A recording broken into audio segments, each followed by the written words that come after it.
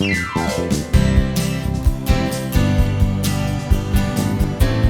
are connected, and you are listening to Specifically for Seniors, the podcast for those in the Remember When generation.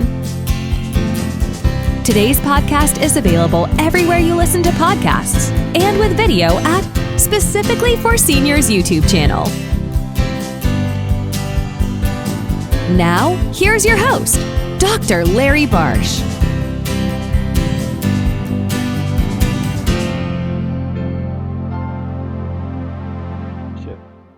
It was just a few months ago that neo-Nazis and white supremacists paraded in front of Disney World in Orlando, spreading anti-Semitic messages.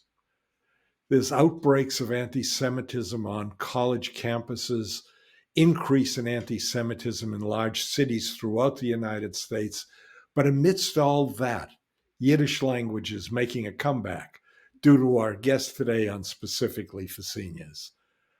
Avi Hoffman was recently awarded congressional recognition, was invited to the Vatican to meet Pope Francis, was inducted into the Bronx Jewish Hall of Fame for his lifetime work advancing Jewish culture, Yiddishkayt and Holocaust awareness through the charity he founded, Yiddishkayt Initiative, Inc. As an actor, he was nominated for a New York Drama Desk Award for his Yiddish language portrayal of Willy Loman in Death of a Salesman. He's best known for his Too Jewish Trilogy, his award-winning one-man shows. On TV, he was featured as Sid Raskin in the Starz TV series Magic City, as well as on Netflix Bloodline, A&E's The Glades, and on NBC series Law and Order.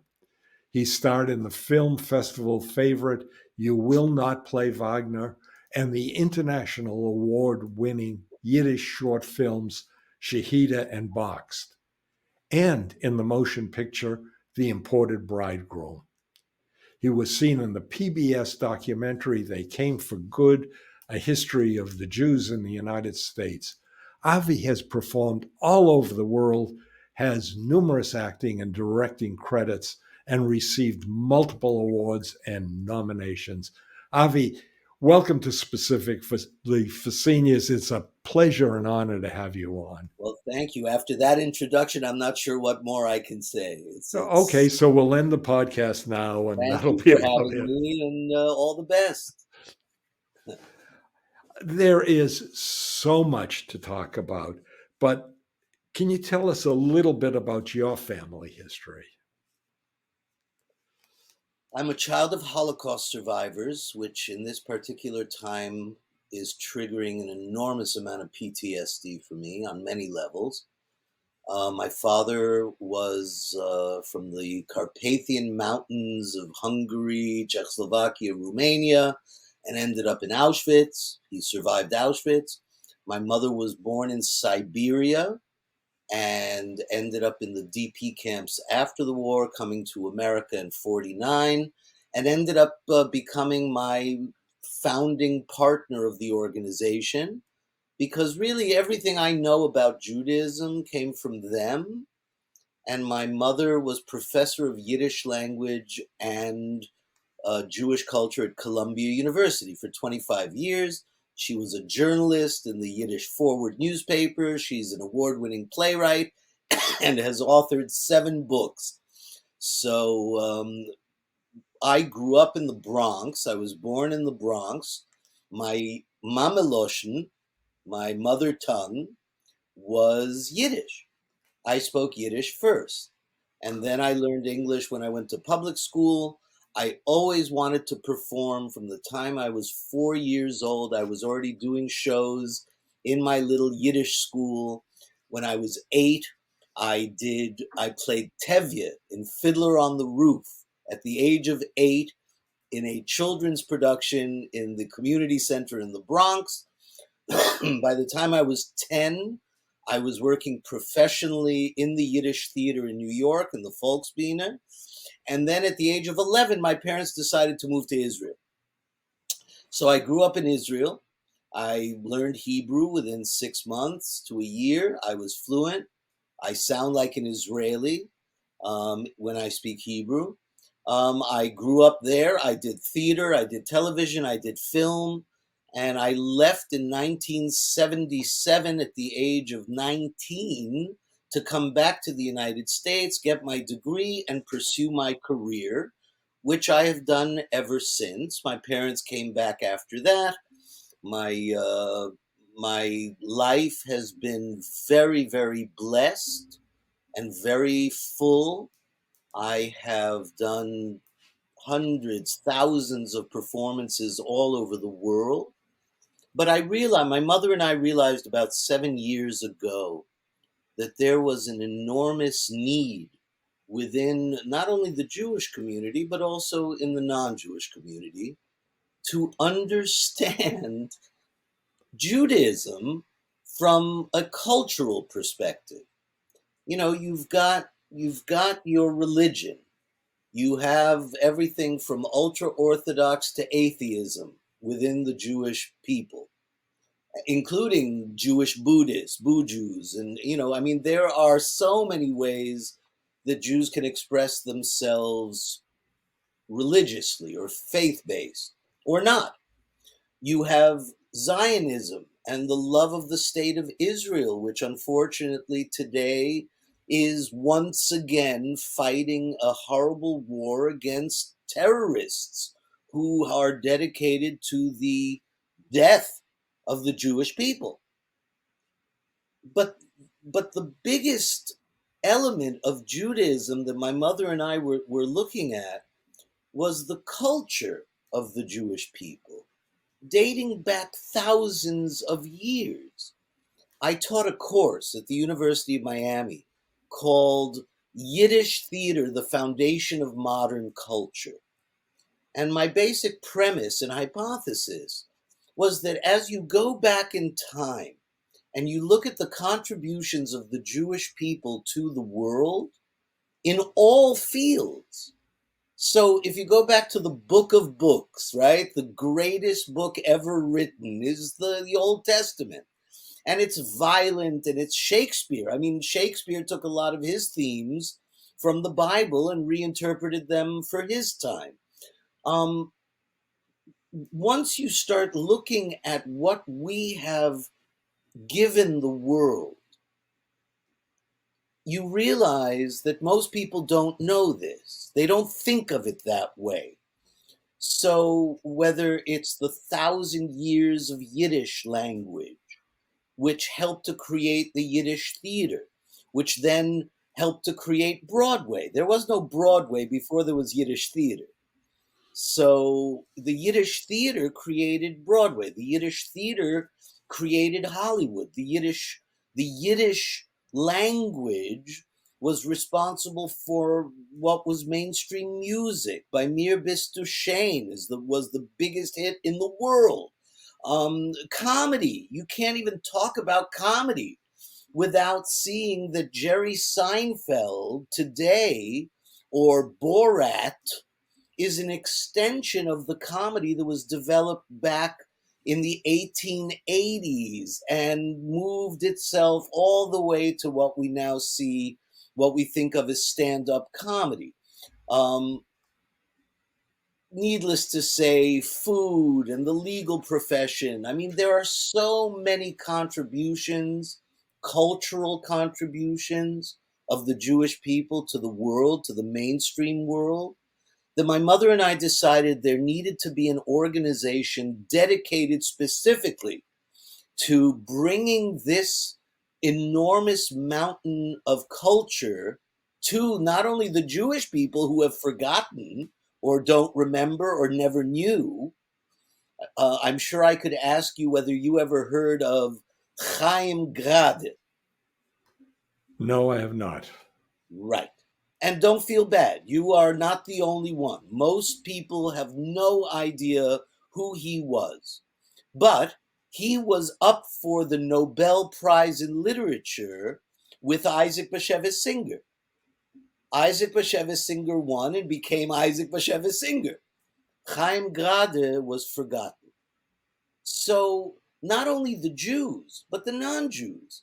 And in the last year or so, we realized that anti-Semitism is on the rise in such a horrific way that I never imagined I would see in my lifetime, that our organization needs to not only bring the culture to the forefront, but also we need to fight anti-Semitism through the cultural aspects of our people. If you learn about someone, if you know about someone, it's much harder to hate them. Like many Jewish kids who grew up in the late 30s, early 40s, my parents and grandparents spoke Yiddish when they didn't want us to know what they were talking about. So Right. we learned enough for survival and to figure out what was going on in our lives and what was about to happen. But there was no real effort to teach us Yiddish. That was different in your family. Well, yes. Again, my parents survived the Holocaust. Your parents and grandparents naturally wanted to assimilate into American culture. This is a natural progression for every people. Italians who came to America in the 1880s or 1890s, their children spoke a little bit of Italian. You know a few words in Yiddish, I'm sure. They knew how to cook some of the foods. By the time it got to the grandchildren, there was no Italian language left, and maybe a little bit of, pasta. But interestingly enough, that was a natural progression. In my world, I'm first generation American. So my parents, being survivors, felt that they had to teach me what Hitler tried to murder and destroy, which was not only the Jewish people, but everything. Jewish literature, Jewish poetry, Jewish music, Jewish theater. He wanted to burn all the Jewish books. So what's fascinating is that today in the world, there is an enormous renaissance of Yiddish language. And that's because the fourth generation and the fifth generation want to know what it is. They don't even know what it is. Your grandchildren probably never heard Yiddish. True. So, but they know that it exists. And they think, wow, what is that? That's a Jewish thing. I'm Jewish. I don't know anything about it. I want to know more. So my mother, who taught at Columbia University for 25 years, when she started, she had 4 students in her class. By the time she retired, she had 4 classes: beginners, intermediate, advanced, and Jewish culture, and all 4 of her courses were filled with 80 students each. Hmm. So there is a natural progression of interest to come back to the culture. And that's kind of where we're at. Yiddish is a little unique in the sense that half of the Yiddish-speaking population of Europe was murdered. 6 million Yiddish-speaking Jews in Europe were killed, among them writers and poets and playwrights and singers and composers and lyricists and directors and actors and educators, professors, doctors. So the Yiddish world was decimated in the 1940s. So you had your natural progression, like natural assimilation. Then you had this enormous murder of half the Yiddish-speaking population of Europe. And then, to add insult to injury, so to speak, the greatest thing that ever happened to the Jewish people happened in 1948, the creation of the State of Israel. We had a home. We never had a home since biblical times. But Israel had to decide how it wanted to present itself to the world. And Yiddish was associated with the Holocaust and the victimhood and the suffering. And so in America, in Israel and all over the world. The thousands of Yiddish schools that proliferated all over the world were closed within a period of 20 years, and Hebrew schools came up. And so Yiddish was decimated until the 1970s, at which point it started to make a comeback through klezmer music, through Yiddish theater, now through television and academia. And Yiddish is having a renaissance all over the world, which is amazing. You mentioned you got into acting when you were a kid. Yes. Did you have 4 years old. mentors? Did somebody influence your decision to do that? Interestingly enough, not directly, but my mother, who was so happy to survive the war and have a child, which meant that Hitler had failed in his mission. She had so much fun with me as a child. We used to sing songs together. The songs were Yiddish songs. My first language was Yiddish, so I grew up singing Yiddish songs. But I also sang folk songs. I sang Peter, Paul, and Mary and the Weavers and all these great folk tunes. And then she started writing these little plays for me to perform at the Yiddish school. So by the time I was 4 years old, 5 years old, 6 years old, I was already performing, and I had a little bit of talent because everybody applauded and liked what I was doing and encouraged me to go farther. But my professional life in theater started when I was 10, when the Yiddish theater in New York, in Manhattan, heard that there was this young 10-year-old boy in the Bronx who spoke fluent Yiddish and sang and wanted to be an actor. And they called me up and they said, listen, could you come in and read for us for a play that we're doing in New York, in Manhattan? And I ended up becoming part of that play. It was called Bronx Express, 1968. It was based on an old play by Osip Dimov. And it was a beautiful kind of, melodramatic take on how America destroys, the social fabric of society by, offering money and riches and, to these greenhorns who leave their wives and families to pursue wealth. And I played a young 10-year-old boy whose father leaves him to go to Wall Street. And he ends up shining his shoes on Wall Street and recognizing him. And then it's all a dream. And it's, he comes back to the family and it's a happy ending. And that's how I started my professional career. And then you received a Congressional award and invited to the Vatican to meet the Pope? Yeah. It's interesting. I never pursued I shouldn't say that. I did pursue meeting the Pope. I have been involved for many years in many, many different Holocaust projects. Because I'm a child of survivors, I feel like the most important lesson, and again, especially today, the most important lesson that we can try to teach the world is that the Holocaust should never happen again. And so I have dedicated much of my work over, and I'm not a young man anymore. I'm 65 years old, which is young for many, right? To me, you're a young man. Right. But, I am officially a senior citizen at this point. So I get discounts at Walgreens.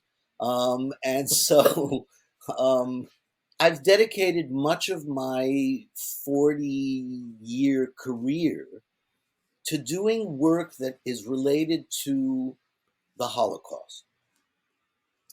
And one of the projects I was involved in brought together a young Jewish survivor of Dachau concentration camp, and a Catholic artist whose work was in an album that was given to this young Jewish survivor of Dachau. And once we learned that the artist was Catholic, I decided that we had to go meet the Pope. And I went on a journey, which was quite, it took 7 years. It wasn't like I called the Pope and he said, yeah, come on over.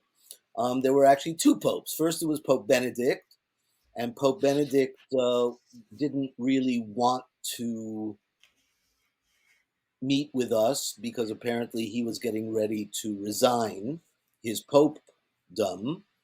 And so then it took another few years to get to Pope Francis.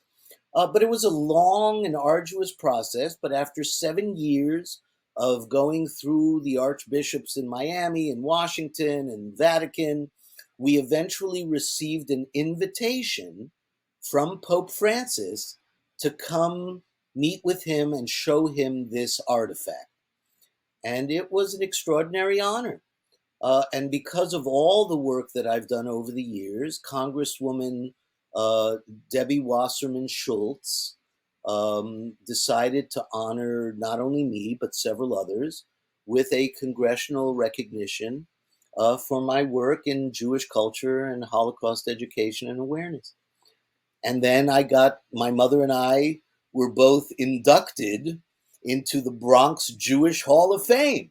So we're famous Jews from the Bronx now. What's going on in Israel now has been compared to a Holocaust. And on which side? Because there are many who are comparing what's happening in Gaza now to the Holocaust, but from the other side. They're saying the Israelis are indiscriminately killing Palestinians by the thousands, and that's like a genocide. Now I understand your question. Right. So the answer, well, finish your question now that I understand your perspective of the question. In understanding your question, my answer primarily, I guess, is on the Jewish side, but there is a question of innocent lives being lost and the tragedy of that in Gaza as well, as there is in almost every war. Right. Where I was going with this was I'd like to get your thoughts on what's happening in Israel now and its relationship to the spike in anti-Semitism on college campuses.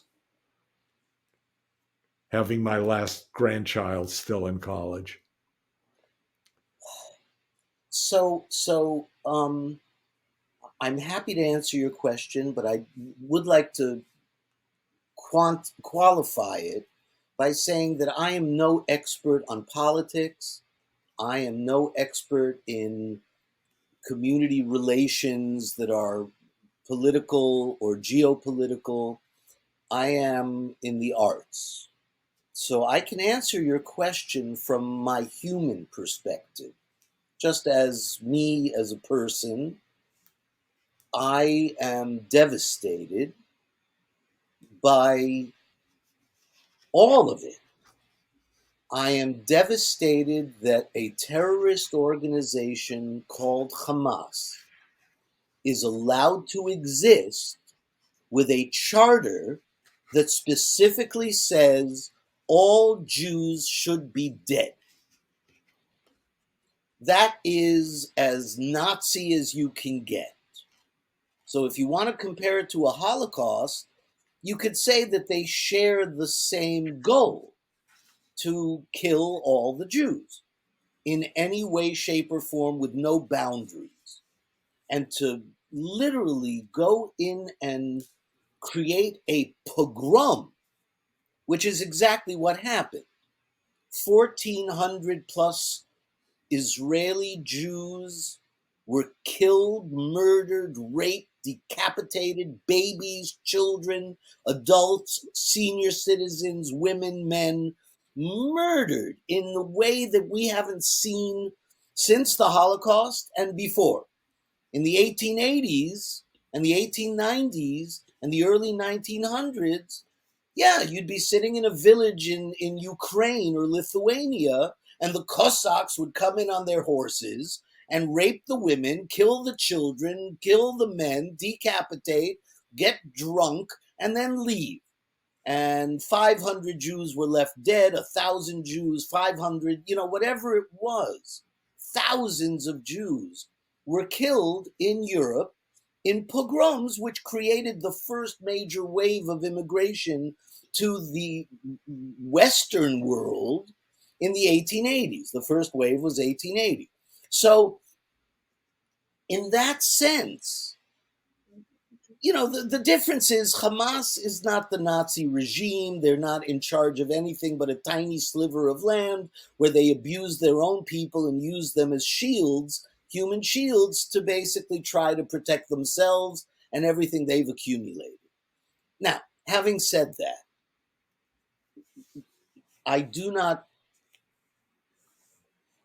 I find it very hard, and I love Israel. I grew up in Israel. I would do almost anything for Israel. And if I were a younger man, I probably would have gotten on a plane and gone to Israel and said, hey, what can I do? But, there is a but, I think the Israelis would be wiser to find a way to do what they need to do in a way that does not kill as many innocent civilians, in spite of the fact that Hamas has made it almost impossible not to. Mm-hmm. And the reason is, just to finish answering your question, is that all the anti-Semites in the world are own, and there are so many of them, always, throughout history. All they need is an excuse to rise up on campuses around the world, to rise up in cities around the world, to rise up and protest around. They just need an excuse. I hate what Israel is doing in Gaza. I hate all the Jews. All Jews should die. It's such an easy step from, I don't agree with what the Israeli government is choosing to do, which is a legitimate comment. I don't agree with everything the American government does. Doesn't make me an anti-American. The opposite. I love America more than anything. I'm very upset by what's happening in America today from the government perspective. But from the Israeli perspective, the world anti-Semites don't need much of an excuse to rise up again and want to hurt Jews. And this is what's happening. I think today I saw the statistic, anti-Semitic incidents in America has risen 380% since the beginning of this year. Anti-Semitic incidents on campuses are rampant, and all over the world now there are protests against Israel, which immediately turn into protests against the Jews. And as much as Am Yisrael, Chaverim, all of Israel is one family, Israel is Israel, and the Jews are much bigger than just Israel. And there are many Jews, many who I know personally, who don't agree with what the Israeli government is doing. There are many Jews who don't, who don't even know anything about Israel. Forget about caring. They don't know, which kind of brings us back to where we started. We must educate the world about why Jews are not a threat. Jews are not a threat to anybody. Now, the Israelis currently might be a threat to Hamas and should be. You should kill somebody who says, my entire goal in life is to kill you. Okay, bring it on and we'll kill you. But not every Palestinian is Hamas.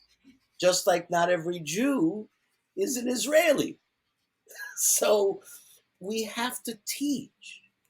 You know, in the Palestinian areas, they teach the children math by saying, if you kill two Israelis or two Jews and then you kill another three Jews, how many Jews did you kill?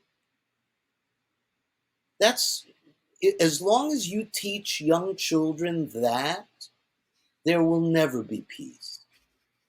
We have to teach the world to accept Jews, to accept Muslims, to accept Christians, to accept Buddhists, to accept black people and yellow people and brown people and green people and blue people. We have to learn to accept one another. And only then can there be any kind of peace. And that includes politically, it includes geographically, it includes ethnically, it includes every element of humanity. That's my lecture for the day. Thank you very much. Let's go on to something a little Happier. less. You were one of the founders of Yiddishkayt Initiative to teach about Yeah. Jewish culture. Let's talk more about Yiddishkayt Initiative and what it is. Well, you know, it's interesting. Yiddishkayt Initiative, as I said, was founded by my mother and myself about 7 years ago as a way to promote Jewish culture to all the people who don't know anything about it or who know a little bit about it and need to know more, whether they're Jews or non-Jews. And the biggest problem we encountered, interestingly enough, is that nobody could spell Yiddishkayt. How do you spell Yiddishkayt?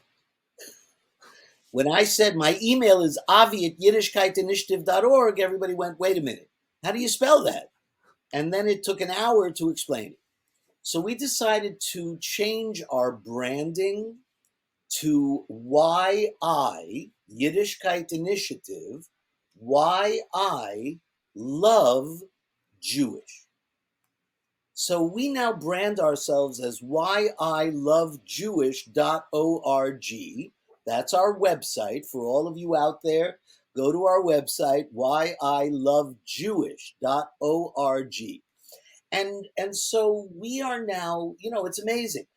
We went from a little organization to now being a global provider of content, programming, to literally over 1 million people around the world, maybe more, have seen our programs. We publish books. During COVID, we were forced to do what you and I are doing now, which is go virtual. Well, in going virtual, we ended up creating over 250 programs that are on our YouTube channel. And these range from lectures to panel discussions to concerts to play readings to performances to holiday programming. And it's been an extraordinary growth of reaching out to the world and saying, look, you don't have to hate the Jews. You can love the Jews because look what we've given the world. All of this amazing music and theater and poetry and literature and food, bagels. Who knew that the bagel was going to become an American staple? Bagel and a schmear. The Yiddish language Do you know how many words, how many Yiddish words are actually in the Webster's dictionary? You want to take a guess? A wild guess. A wild guess, 120. Over 5,000. Really? Yes. And you didn't know that. I want the whole world to know that there are over 5,000 Yiddish words, more than any other language, in the English dictionary, in the Webster's dictionary. Schlemazel, Schlemiel, Spiel, Schmalt, Schlepp, Shtick, Schmendrick, Schnorrer, Schmuck. I mean, that's just a couple of SHs. Chutzpah, Mishigas, Mishugana. I mean, the list goes on and on and on and on and on. And today, it's not unusual to turn on the news and hear non-Jewish anchors like Rachel Maddow say, "Wow, that's a Mishigas." So Yiddish has become a part of our English language. And people don't realize how much of what we think of as mainstream culture in the world actually comes from our modest Jewish heritage. Yeah, it's quite amazing. Quite amazing. Do you know, very quickly, in the legal profession, lawyers, make their arguments, and everything is transcribed and available through a service called LexisNexis. I don't know if you've ever heard of it. Yes. You can do a search for any word, and it will show you how many times that word has been used in any legal proceeding. Can you guess where the word chutzpah is used the most often in the United States of America? Which state is the word chutzpah used more often than any other word in the legal profession? So another chance to embarrass myself for my lack No, no, of no. where. I'm just trying to make the point that nobody knows. Very few people know these things. Please, any state. Alabama. Close. Georgia. Really? Yes. In Georgia, the word chutzpah is used more than any other word, according to LexisNexis, when I did the search many years ago.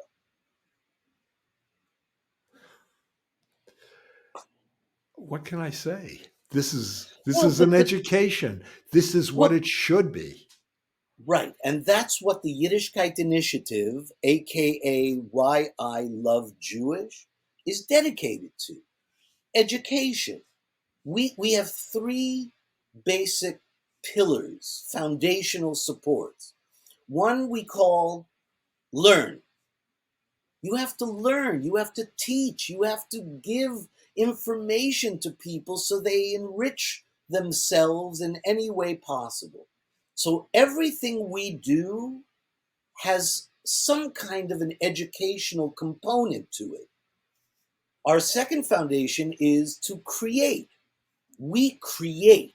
We create programming. We create concerts. We create plays. We create books. We create study guides. We create work that can be seen by the public and hopefully will one day win awards will win Emmy Awards and Tony Awards and Academy Awards. We want to be recognized for the work we do in creating entertainment. And then the final one is what we call engagement, to engage. We create, we learn, and we engage. And when we engage, we don't just engage the Jewish community, we engage the non-Jewish community because frankly, it's the non-Jewish community that needs to learn why they shouldn't hate us. Because the Jews, there are some self-hating Jews, but you know what? They're few and far between, and none of them are going out to kill Jews. It's the non-Jews that we have to eventually reach in order to end the hatred, this visceral, violent hatred of the Jewish people, which today, unfortunately, has become so prominent. You mentioned before, and I want to clarify for the audience, you mentioned you have a YouTube channel for Yiddishkayt. Yeah.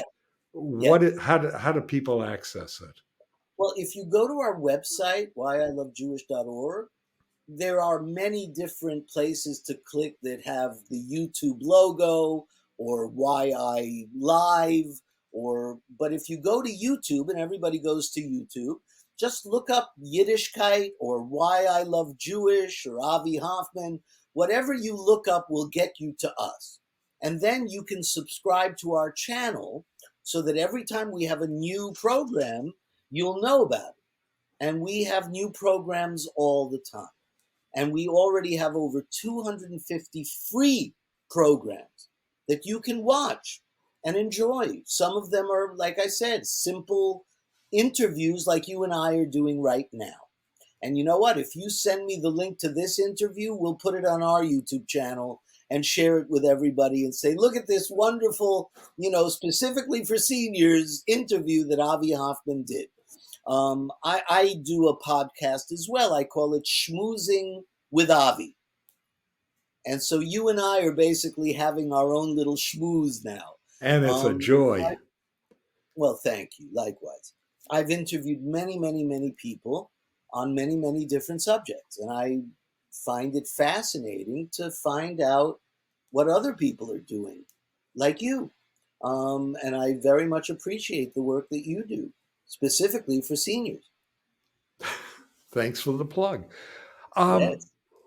Do you give Yiddish online courses? The answer is yes. We used to do them live, but that became a little harder to do. And I am very busy right now, so it's very hard for me to schedule live Yiddish classes. But if you go to our website, we've created another offshoot of what we do called Yiddish Fun.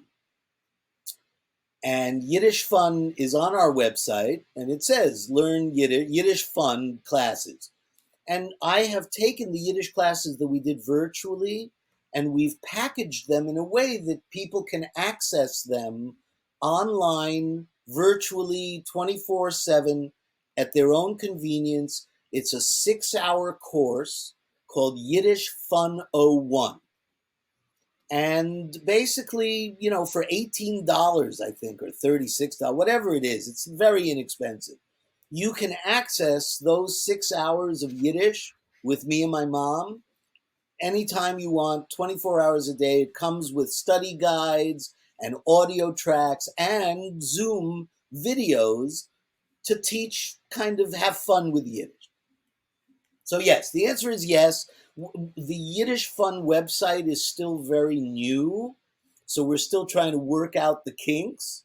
But generally speaking, the answer is yes. You can go to our website, look for the Yiddish Fun classes, click on it, and pay the $18 or whatever it is, and we will give you access to our Yiddish Fun classes. I mentioned that because I tried to access that, and there was a link that wasn't working. Yeah, I don't know what problem you had, but if you go to yiddishfun.org, it should. I don't know. I'm not sure what the problem was. We're going to look into it. So if people have trouble right after listening to this, give it a little while and try again. Well, or go to our website and send me a contact message and just say, hey, I tried to get your Yiddish Fun and it didn't work out. Please get back to me. And then either I or one of my staff will get back to them and work it out and take their, donation and give them access. Yeah. Because after our discussion, Yeah. I was going to say, I don't want anybody to miss the possibility of learning or relearning Yiddish. Right. I will definitely look into it and see if we can fix the problem. But I just want all your listeners to know and be clear that Yiddishkayt Initiative is a nonprofit organization. We are IRS 501c3 public charity, which means all donations, we are all about donations. That's how we survive. We get a lot of grants from governments and cities and counties and institutions, but we also rely on the donations of individuals and sponsors and corporate entities, and it's all tax deductible, to the extent allowed by law. So I encourage all your listeners to go to the website and donate and help support our work. And everything we do is basically donation based. And the website again is Y-I, the letter Y, the letter I, love, Love, Jewish, JEWISH .org. whyilovejewish.org. And you know why we called it Why I Love Jewish instead of Why I Love Jews? From what we've talked about, I understand. There are some Jews I don't love. There are plenty of Jews that I don't love. Not all Jews are great. Some Jews are terrible people. But Jewish, the culture, the people, the foundational, we are the oldest surviving culture in the world today, basically. And so we have a lot to offer, and we should be loved. And if you go to our website, you'll find out why I love Jewish. What did we miss? Is there anything else you'd like to add?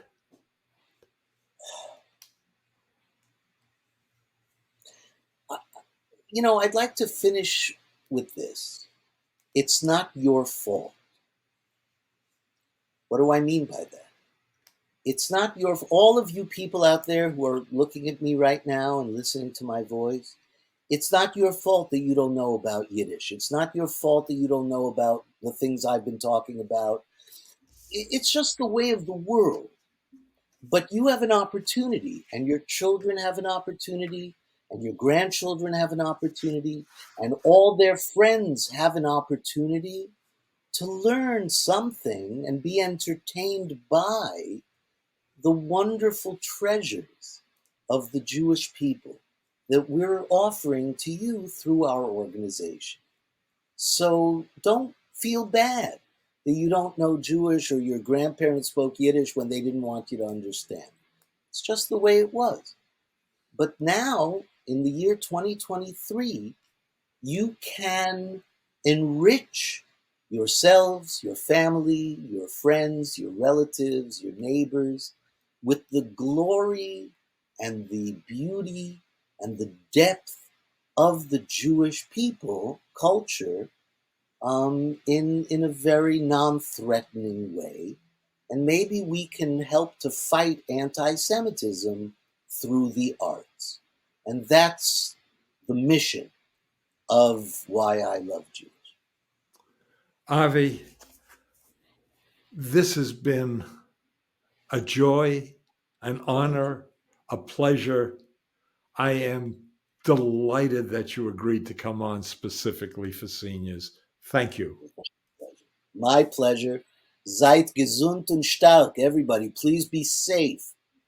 We are living in a world that I didn't think or imagine that I would ever see in my lifetime, where being Jewish is suddenly dangerous again. And we have to stand up and say, never again is now. Avi, thank you. Thank you. If you found this podcast interesting, fun, or helpful, tell your friends and family, and click on the follow or subscribe button. We'll let you know when new episodes are available. You've been listening to Specifically for Seniors. We'll talk more next time. Stay connected.